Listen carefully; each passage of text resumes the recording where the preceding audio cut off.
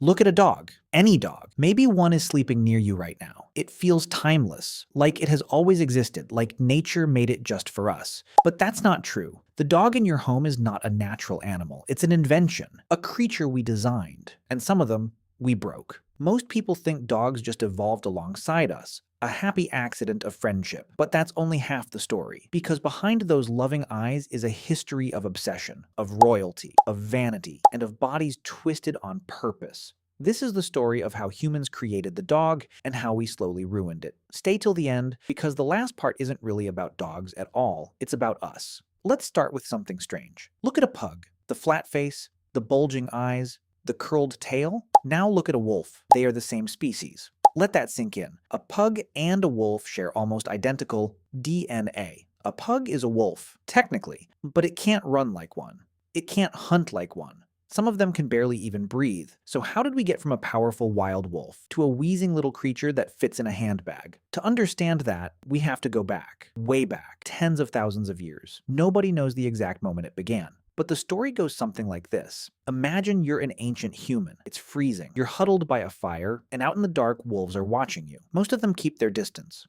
They're terrified of you, but a few, just a few, are a little bit braver, a little less afraid. They creep closer to the scraps of your food. And here's the key. The bravest, calmest wolves got fed. The fearful, aggressive ones stayed hungry. So generation after generation, the friendly ones survived. We didn't tame wolves on purpose. The calmest ones tamed themselves. And then something incredible happened. As wolves became friendlier, their bodies started to change. Their ears got floppy, their tails got curly, their coats got spotted. We have actual proof of this. In 1959, a Soviet scientist named Dmitri Belyaev started a wild experiment in Russia. He took silver foxes, wild, snapping, aggressive foxes, and he bred only the friendliest ones. Nothing else, just tameness. And within a few generations, the foxes changed. Floppy ears appeared, spotted fur appeared, curly tails appeared. He wasn't selecting for looks, he was selecting for friendliness, but the cute looks came along for the ride. Scientists call this domestication syndrome, and it's exactly what happened to the wolf. The moment it became our friend, it started to become a dog. But this is where humans took one step further, because for thousands of years, dogs were tools. They had jobs. This one herds sheep, this one guards the house, this one hunts. Their bodies were shaped by purpose. A working dog had to be healthy, a sick dog was useless. So function kept them strong, but then we changed the rules. We stopped breeding dogs for what they could do, and we started breeding them for how they looked. And that changed everything. This brings us to the strangest creature of all, the pug. Let's talk about the pug paradox. The pug was bred to have a flat, squished face. Because we decided it looked cute, those big eyes, that smushed nose, it looks like a baby, and our brains are wired to love baby-like faces. But here's the dark side. That flat face is a disaster. The skull got shorter, but the soft tissue inside didn't. So all that flesh got crammed into a tiny space. It blocks their airways. Imagine breathing your whole life through a straw.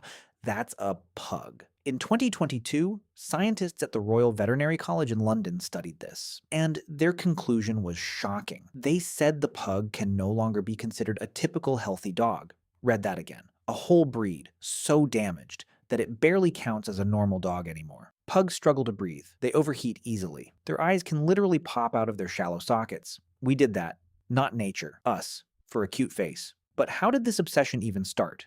To find out, we go to ancient China, because some of the very first lapdogs were created there. In the royal palaces, emperors wanted tiny companion dogs, dogs that existed for one reason, to be adored. They bred dogs like the Pekingese, small, flat-faced, useless for work, but perfect for a royal lap. These dogs were so prized that stealing one could get you killed. They were living jewelry. And that idea, breeding an animal purely for beauty and status, would echo across the entire world. But to really understand what we did to dogs, we need to look at what humans did to themselves. And for that, we look at royalty, the Habsburgs. The Habsburgs were one of the most powerful royal families in European history. And they had a problem. They didn't want to share their power. So they kept marrying each other. Cousins married cousins. Uncles married nieces. For generations, they were doing to themselves what breeders do to dogs, keeping the bloodline pure. And the results were horrifying. The family developed a deformity so famous it has a name, the Habsburg jaw.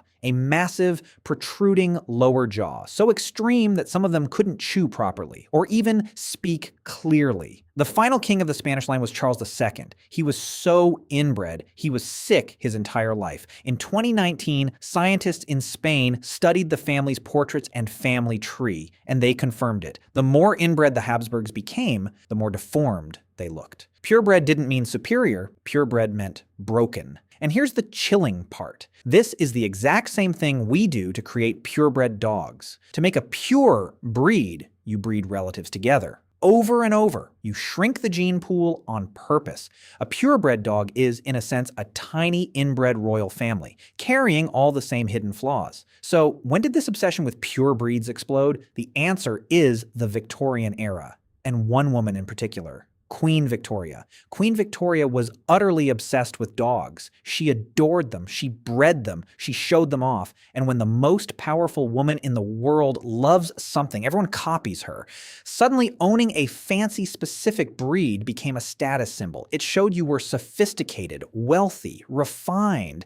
In 1873, the Kennel Club was founded in Britain, and this changed dogs forever. Because now there were rules. A breed had to look a very specific way, a specific shape, a specific size, a specific face. Dog shows were created to judge them, not on health, not on intelligence, but on appearance. The dog that looked most correct won. So breeders chased that look. They pushed features to the extreme. If short legs won prizes, they bred shorter legs. If flat faces won, they bred flatter faces. And slowly, the dogs paid the price. This is the core problem with artificial selection. When you breed only for one trait, you ignore everything else. You ignore the body's health. You ignore its future. Look at what happened to so many breeds. The German Shepherd was bred to have a sloped lower back because someone decided it looked elegant in the show ring. The result? Crippling hip problems. The Dachshund was bred long and low to hunt badgers. Now its stretched spine is fragile and prone to snapping. The Bulldog has a head so large that many can no longer give birth naturally. They need surgery just to be born. Let me say that again. We created a dog that cannot reproduce on its own, and the Cavalier King Charles Spaniel. We bred its skull to be small and cute, but in many of them, the brain grew too big for that skull. Imagine the pain of your brain pressing against a skull that's too small. That's the reality for these dogs. We didn't just change how dogs look, we trapped them inside bodies that hurt. So you have to ask, what are people even looking for? Why do we keep doing this? The answer is uncomfortable. We're not looking for a healthy animal. We're looking for a feeling. We want the dog that looks like an eternal puppy. The big eyes, the round head, the flat little face. It triggers something deep in our brains. The same instinct that makes us protect human babies. We want a companion that looks helpless and adorable forever, and we want status. A rare breed says something about us. It says we have taste, we have money, we're special. So we chase the look, the fashion, the image, and the dog's actual well-being comes second. Which leads to the biggest question of all. What's the difference between evolution and what we did? Because evolution is slow, brutally slow. It shapes an animal over millions of years. And it has one goal, survival. Every trait that survives, survives because it works. It helps the animal live. But artificial selection is different. It's fast, it's unnatural, and it doesn't care about survival at all. It only cares about what we want. Evolution asks, what helps this animal live? We asked, what looks cute to me? And those are not the same question. Not even close. In nature, a wolf with breathing problems would die. It would never pass on its genes. But in our world, a pug that can't breathe gets pampered, bred again and again, because we like its face.